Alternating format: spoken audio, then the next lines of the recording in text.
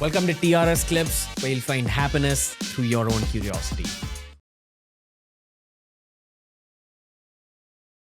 So there are phases of self-doubt I deal with, and I've dealt with it so much more early on in life. And I think, especially from a career perspective, things have panned out well over time. But even now, there's these bouts of self-doubt that I'll get. One of my key ways to solve it is thinking about your career. I actually go back down to Luke Coutinho and how you started at 34. That was our first conversation we had on TRS, I remember. You began your career at 34. And here we have like 19-year-olds and 20-year-olds thinking about what they'll do in life.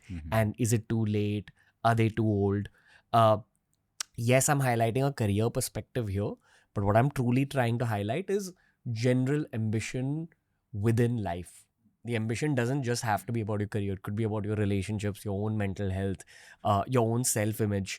Again, it's never too late to begin working on the vision of what you want to become in life.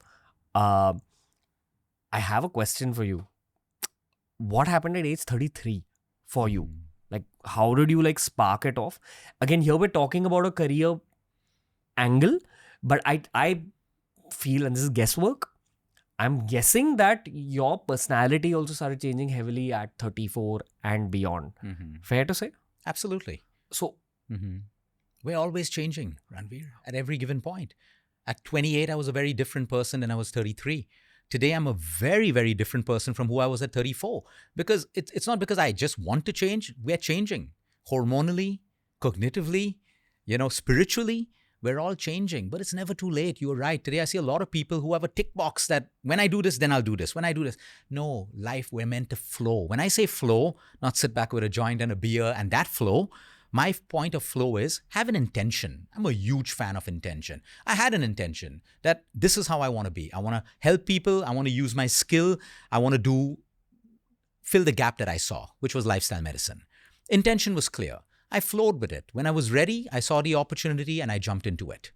Did you have a bit of a negative self-image in your 20s and early 30s? I can't imagine you having a negative self-image.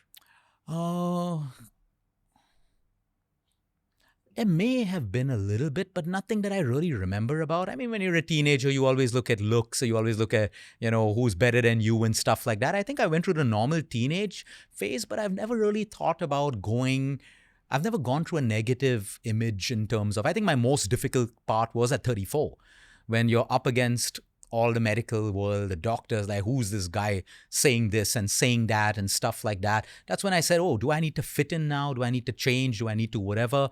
But then I had one person who said, be who you are, because the world needs this truth right now.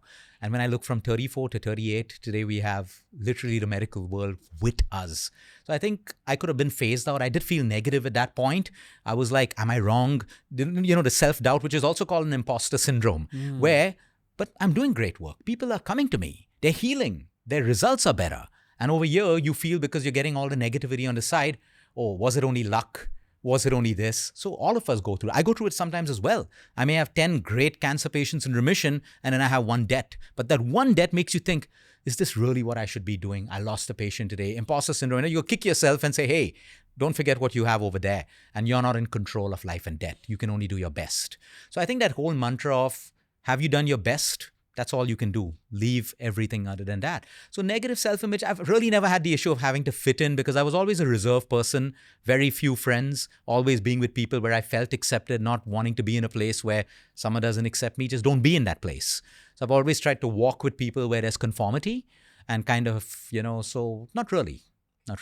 Yeah. Just want to tell you, and I think you know this, and I've said this before so many times, but whenever I meet you in life, I have aged a bit. You have aged a bit, and I'm always left with the feeling of wanting to become you, in life later on. You're the guy I aspire to be, in terms of mindset, in terms of how you are in the world, the way you talk. So that's kind of you to say. We always learn from each other. My role model used to be Mike Tyson. And people will say, how could you be a aggressive person? Whatever it is. I'm not here to judge him. What did I like him for? I liked him for that that aggressiveness and never giving up. Not beating someone, not biting off an ear. I loved him and I still love him. Just that never give up attitude. People were trolling him. People, when he went to prison, people had the most negative things to say. He could have become a victim to it. That way I have so many role models where I take away attitudes. I love to take away attitudes from that. I know your journey too. Remember the run at Nariman Point with Vishal and all of that stuff. And you were explaining your dream. It had not yet happened for you, Ranveer. You were talking about it with so much passion. 1 month later, you made it happen. You made it happen. And so I don't forget these things as well, because I'm a huge believer that anyone today struggling in life is because of their attitude. It's purely because of their attitude. I know people with the most beautiful degrees and studies, but the wrong attitude. Patients don't want to work with them, even though they're so qualified that we have to say, listen, at least go for their knowledge. But no one wants to be with people who have the wrong attitude. And today you have people with the wrong attitude. You may have not found your purpose in life, not you. But why do you need the bad attitude? Fine, be okay with it. Change your attitude. Maybe you'll find your purpose when your attitude changes, because attitude is everything. And you kept your attitude going right through till this date. And that's why you are where you are. I wonder what creates that bad attitude in those people, because they're living in the same world that all of us are living in. So why do some people end up with a better attitude than others? See, what creates a bad attitude is number one. Of course, we can have it. I may just say I'm chilled in Bombay traffic. When I look at my watch and I'm going to be 10 minutes late, I will get triggered, but I'm still in control. The point is, a bad attitude comes from entitlement, a feeling of entitlement, superiority, ego, inflated ego, and pride. That's it. Nothing else. Of course, all our attitudes will change. When you're going through something bad, your attitude can change. It's a response to your emotion. But do you plan to carry on that attitude? Like many things in the country can make us angry right now. I'm not talking politics. Many things. Like the news, they only show you bad stuff. They have the capability to take at least 5 minutes of the show and show you something great happening in the world. But they don't do it. That pisses you off, because they don't care about people. They care about ratings. They care about drama. They care about fear. That's how it is. Bad attitude. But the point is, we'll all slip between good attitudes and bad attitude. But the person who wears their bad attitude into meetings, another thing, these people are always complaining, always blaming, whining. The want to pull down someone is because it just makes them feel better. Instead of them rising and feeling good too, they want to be at their low level. Wrong attitude. But they also want you at that level. Everyone vibrates at a frequency, right? What are the lowest vibrational frequencies? Ingratitude, whining, complaining, feeling like a victim, blaming, projecting. The lowest, which is the highest vibration. In between, you have music, you have everything else. The highest vibration is love and gratitude. The highest. So I could be feeling the lowest in my life right now, bitter.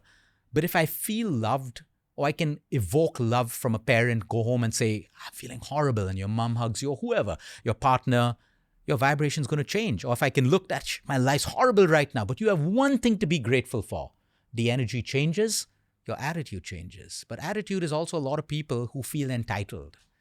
They feel entitled that I'm this, I'm that, I'm this. No, you're nothing. And it gets more coagulated with age. That's what which is why I question how one can break the attitude of someone in the 50s, 60s, and 70s. It's simple again, the missing words. Same. Because you hold on, right? A businessman has power, or a businesswoman. In a factory, everyone idols him or her. You control, okay? Now, when you don't have your business anymore, you're retired, your children took over, where does that feeling of appreciation come from? A lot of workaholics are workaholics because they get more appreciation at their workplace than they get at home. Wow. So my point is, these parents are mostly still lacking that. Look at the mother-in-law syndrome in our country that is destroying marriages. Destroying. There's also father-in-law syndrome. You know, the constant nagging. These mother-in-laws are not evil people. They're also lacking love, appreciation, something that they never got. Now they see it happening below them. What does it create? This is the problem. I don't think any mother-in-law or father-in-law, I should not say any, because there are some evil people on our planet. Evil exists, and I've seen it. I've seen evil, man.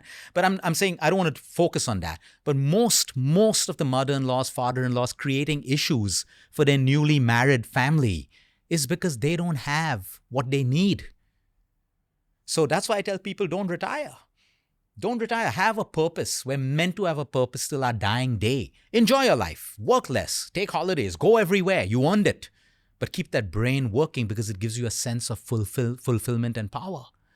So attitude is related to that missing thing. We hold on to entitlement because we don't have these things. So now I'll use designation. I'm the CEO. That's my identity. Yes, you're the CEO. These are your roles and responsibilities.